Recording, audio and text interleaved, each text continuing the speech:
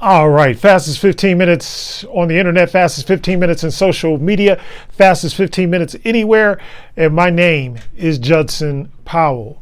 All right, want to talk to you today about something. We're going to go into a little comedic stuff teaching today because this was something that I was talking I was talking to my sister about this. And so we were talking about, she brought up some stuff about the Hamas and the Israel war and the Israel-Hamas war. And first of all, let me say this about the whole situation. I'm not taking sides, and I'm not taking anybody's side. I think it's horrible, both sides, that there should not be any of this killing. There's been killing on both sides for years and years and years. This is not something that just happened the other day or something like that. So let's get that straight. The other thing is, I don't hate anybody on either side. I don't have, I'm not playing favorites or anything like that, just so that is clear. All right. This is about man's inhumanity to man. Man's inhumanity to man. And so we started talking, and she was like trying to ask me questions. And I kept telling her, look, stop asking me questions because because I'm not going to take a side, and I'm not going to, I don't have an opinion about none of this stuff. And she was like, but you got an opinion about everything. And I said, yeah, but at this point in my life, y'all got to realize I've been through some hellacious health issues and all that kind of stuff. I'm not even supposed to be here. I thought I was going to be dead and all this other kind of stuff. So as far as those type of things are concerned, my opinions and my views of the planet have changed a lot. And the things that I care about are like my grandchildren and stuff like that, Monsi and Fred and Nai and Brinkley and London and those are my grandchildren. All right. That's who I really care about. And that's who I think about all the time. And I realize is that war coming from any perspective is not good for any of us, period. From any perspective, whether it be Russians fighting Ukrainians fighting Russians, we got to get this down pat, before it definitely is too late. But we are, at this point in history, we are the human race.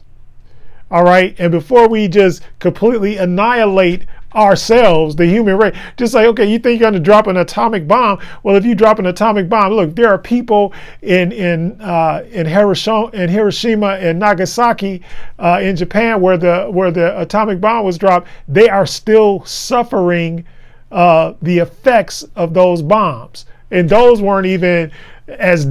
bombs that they dropped weren't even as devastating as the bombs that we currently hold and control.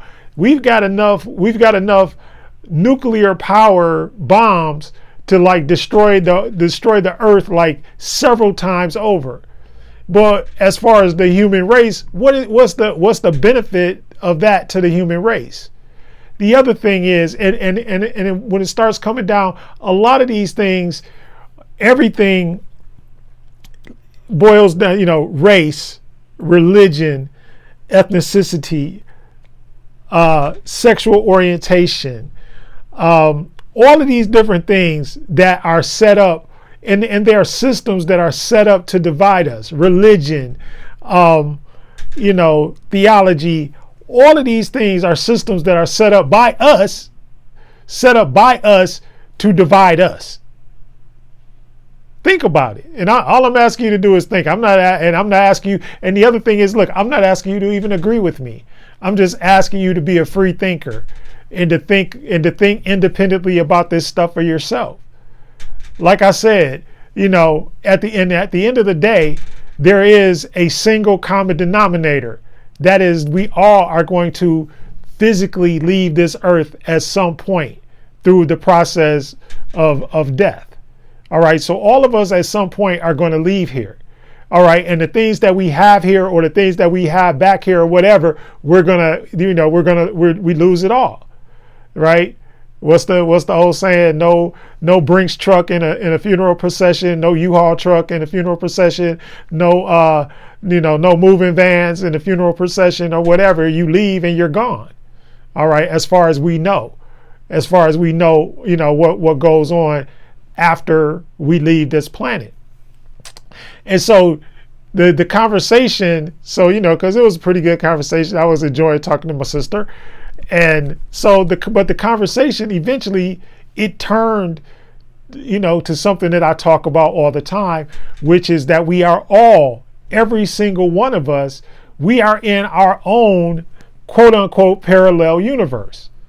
All of us, every single one of us, because nobody is experiencing life. That's why I always talked about soulmates and stuff like that, like not being real. Because nobody can possess your soul. You're the only one that has your soul. There could be people that have similarities, but the bottom line is that nobody possesses your soul and you don't possess anybody else's soul, and your souls are not really mated because you don't have the same life experiences or anything like that. You don't have the same experiences and you can't. It's an impossibility. And the way I explain it all the time is, or I used to explain it, is through the theory of like parallel universes. We're all experiencing a parallel universe. In other words, we're all alive here at the same time. Everybody's alive and everybody is in. And the way I explain it is, like I explained to my son, is my number 2 son. I explained to him, I say, look, you're in a parallel universe. Everybody is experiencing life differently. Even you don't experience life the same way as your kids experience life. That's why there are generational, even those things, generational things, all of those things. Those are things that divide us. Because people are like, well, I don't like all their like I don't like all the music and stuff like that's out now. But then if I play them my music, they don't like all my music. Like because there's music or some of it they like, and then there's some of there's stuff that I like and some of it I don't like. But it doesn't mean that I have to hate you because I don't like your music, or I don't like the types of things that you do. Just like I disagree with the culture right now, because I don't agree with everything that goes on in the culture, especially when it comes to young black people. It just is, but that's me. Or I don't agree with their go back to music. I don't agree with it, but we had our art too. And my father's generation, they've moved on. They're no longer on the earth, but their generation influenced what is on the earth. But anyway, back to this thing about the parallel universe. So we're all traveling at the same time basically in the same realm, in the same space. And so look at it as you're on the freeway and, so my sister lives in LA. So I'm like, okay, so you're on the I-10, right? You're in LA on the I-10. Okay. You're driving. And I was like, and you know how bad the traffic is. There's literally thousands of cars on that freeway, right? Thousands of cars. But in every single one of those 1,000 cars, there is something different happening. And in some cars, there are multiple things happening at the same time. And look, there are people where multiple things are happening in their car at the same time, and they're not agreeing. And then all that, because it's the same thing. Like when black people talk about, well, you're not black, we take your black car, you can't come to the cookout no more, and all of those things, those are preferences. We are not a monolith. We are not all the same. Even if we're the same color, me and my sister, we shared the same, my mother birthed both of us from the same, we were not at the same time, but we were birthed from the same womb. But we don't agree on everything. There are certain things we look at, it's like, I don't agree with that. But that don't mean that I don't love her or that I don't like her or anything like that. It just means that there are certain things that we disagree on. And that's the problem right now, in my opinion, with the entire world. The world is in a situation where everybody thinks that you got to 100% agree with everything everybody says.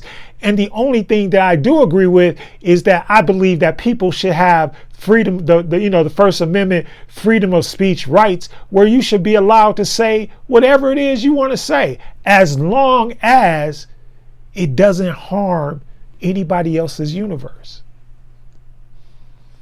So back to my parallel universe example. So we got all of these people in different cars, thousands upon thousands. And in every single one of those cars, there is something different happening. And like I said, and in some of those cars, there are multiple things happening. Just like you ever rode, like when you were young, you ride to school with your parents and your parents are mad at you, or blah, blah, blah, blah, or your parents turn the radio on something you don't like, and you got to sit there and listen to whatever it is they're listening to. And you're just like, this is crap, man. I can't wait till I get to school. Right? You see what I'm saying? But it doesn't mean that your parents don't love you or that you don't love your parents. The problem is if you decide that you're going to do something to your parents, or your parents are going to do something to you, and then whatever it is violence. And I'm not, and when I say the word violence, I'm using violence in the terminology of, look, it's violence because you don't agree with this person, and what it's doing is it's disrupting their existence. So that's my whole thing. So when people ask, well, how do you feel about abortion? I mean, how many? See, the problem is that maybe I don't agree with, I don't agree with abortion. I don't believe people should have abortions, but that doesn't mean that there are not circumstances or situations or other people who can't or shouldn't have abortions, or in some cases should have abortions. So what are those exceptions? Who decides what that is? But if I say, like a quote unquote Ron DeSantis, that if a woman has an abortion, then she should get the death penalty, now I have inflicted violence upon that woman, who has the right to do whatever she wants. She has the right to, and according to our beloved documents, she has the right to life, liberty, and the pursuit of happiness. Life, liberty, and the pursuit of happiness. So and none of us, okay, so these are the gray areas where we inflict violence upon each other. I'm telling you, I've traveled a lot of the world, and some of these people, I can't tell the difference. They fighting each other, but I can't tell the difference between what they, like if I look at you, like tell me the difference between a Ukrainian and a Russian from the main part of Russia. What's the difference between them? They all look the same to me.